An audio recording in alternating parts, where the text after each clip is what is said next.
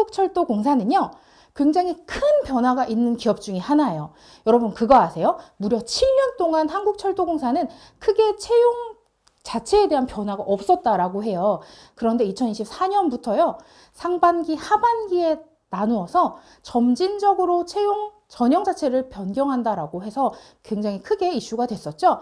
채용 박람회에서도 이 같은 내용들을 언급했었는데요. 자, 첫 번째부터, 자, 상반기에 더 이상 허들형이 아닌 합산형으로 진행하겠다라고 발표를 했습니다.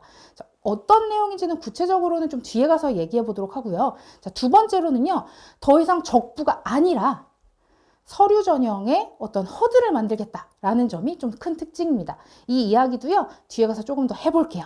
자, 채용 규모는요, 올해도 역시 마찬가지로 상당히 많이 뽑아요. 1,400명 정도 뽑을 예정이에요. 연 2회 채용 동일하고요. 상반기는 보통 1분기에 진행을 했었고요. 하반기는 3분기에 채용이 진행됐었죠. 자, 역시 동일하고요. 자, 여기서 좀 우리가 기억해야 되는 게요. 2023년에 한국철도공사가 채용 공고와 필기시험을 2002년 대비 한 달씩 당겼어요. 2024년에도 당겨진 일정으로 진행될 수 있기 때문에 한국철도공사를 준비 중이거나 준비할 예정에 있는 분들이라면 지금 영상을 접한 이 시점에는 적어도 필기시험 대비를 할 필요가 있다는 점도 같이 기억해 주시면 좋을 것 같아요. 그리고 한국철도공사는 또 특이사항이 있는데요.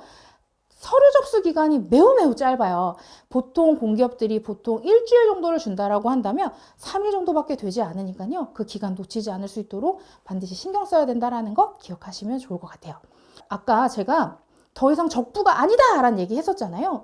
하반기부터 적용 예정이기는 하나 상반기까지는 여러분들에게 모두 다 시험 볼 수 있는 기회를 줄 거예요. 그래서 서류를 접수하면 시험을 보러 갈 수 있다 라는 것. 하지만 하반기부터 뭐가 달라지냐? 자, 자소서도 써야 되고요. 자격증, 어학 점수까지도 필요하다라는 점입니다.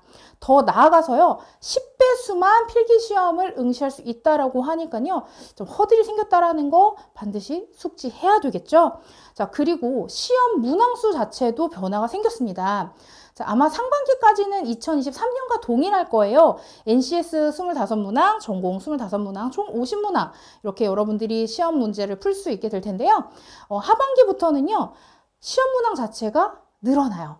NCS 30문항, 그리고 전공 30문항, 그리고 새로운 영역 자체가 추가가 되는데요. 바로 철도 법령 문항이 추가된다라는 겁니다. 10문항 추가된다라고 하니까 이것도 같이 알아두시면 좋을 것 같아요.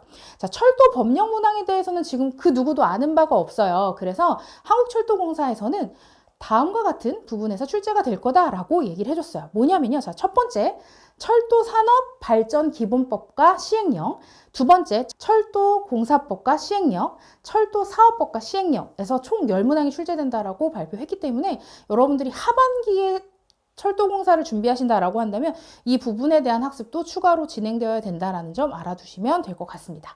자, 제가 앞서서 상반기부터는 허들형이 아니라 합산형으로 진행이 된대요. 이런 게 굉장히 큰 변화예요 라고 말씀을 드렸잖아요.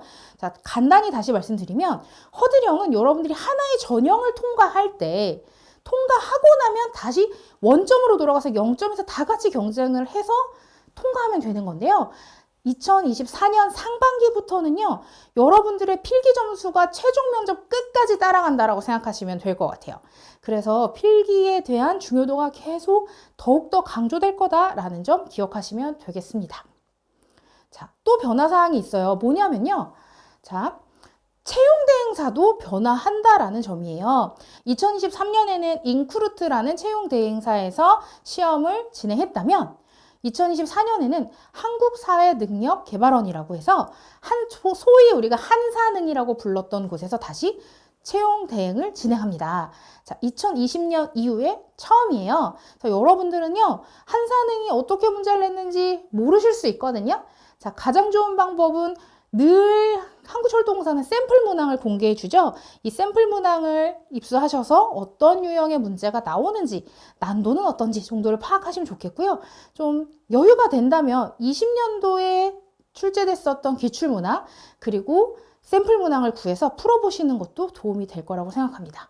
자, 한국철도공사가 변화가 엄청 많아요. 그래서 여러분들이 지원하는 시기에 따라서 어떻게 대비를 해야 될지 좀 전략적으로 생각을 해둘 필요가 있다라고 좀 정리를 해보면 좋을 것 같습니다.